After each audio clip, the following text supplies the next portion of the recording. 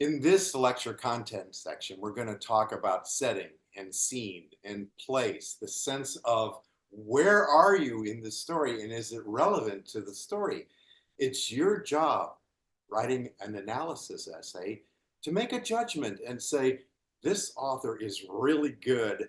The sense of place is, it creates a suspension of disbelief. It feels real. Maybe you're writing a science fiction story and you're creating an alternate world. As a writer, that writer really needs to work hard at making that alternate world feel real. Or maybe you're just describing a scene in a natural setting like a forest for somebody who is encountering challenges walking through the woods.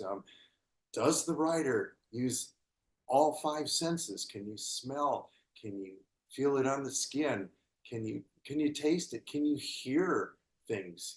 What do you see with your eyes? That's the most obvious, but the really sophisticated writers use all five senses. The really sophisticated writers will use active verbs and really strong figurative images to make it feel real. It's part of your job to make a judgment on the quality of the writing. As an analysis essay writer, maybe the writer doesn't do a very good job of creating a sense of space. You should comment on that and you should be specific. The verbs just don't make it sing, or the writer only uses the eyes. You can't experience the place through the other senses.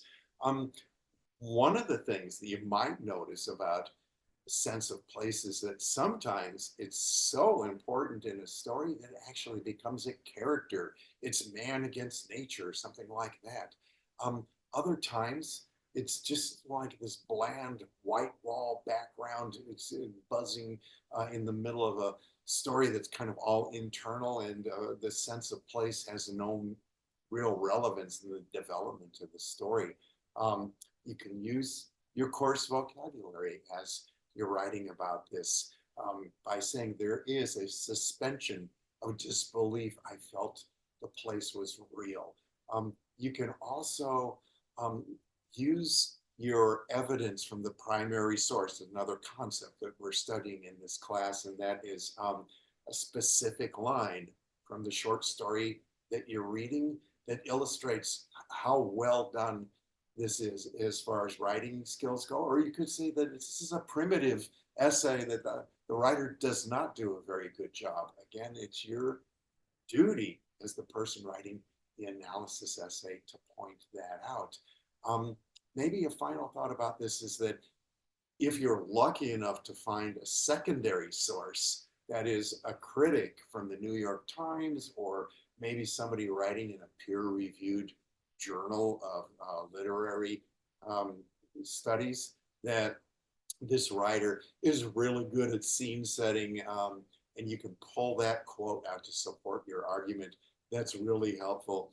You don't want to write an essay saying, I think that the scene setting is weak.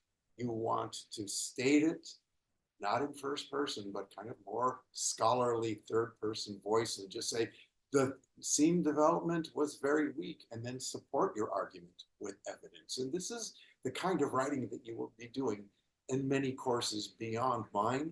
So your learning skills that can be used in a business course, in an agriculture course, in a nursing course, you're going to be writing argumentative papers and supporting a thesis. And that's what we're doing here too. We just happen to be focused on literature. So you will have a generating exercise coming up really soon about the sense of place, the scene setting in your short stories that you're reading.